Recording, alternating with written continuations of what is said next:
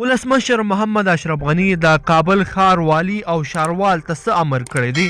ولسمشر ولې په دغو کسانو ته غوسه شوی دی؟ راځئ چې ویډیو وګورو چې څه شوي دي، ولې ولسمشر غني غوسه دی.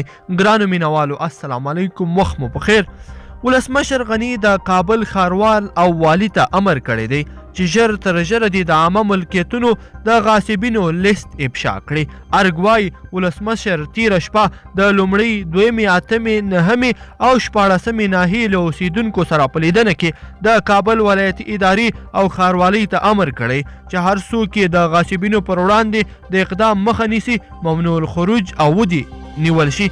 ولسمشر غني همداراز د کابل امني قمندانۍ ته هم امر کړی دی چې په دغه ښار کې دي د جنایي پیښو او د ښوونځیو د نجونو د ځورونې د مخنیوي په اړه جدي او لازم اقدامات وکړي. دا په داسې حال کې ده چې څو ورځې وړاندې هم ولسمشر غني ویلي وو چې د کابل ښار د ځمکو د غاصبانو لیست چمتو شوی دی او په اعلان سره به یو غاصب هم له افغانستان څخه د بهر وتلو حق ونه لري.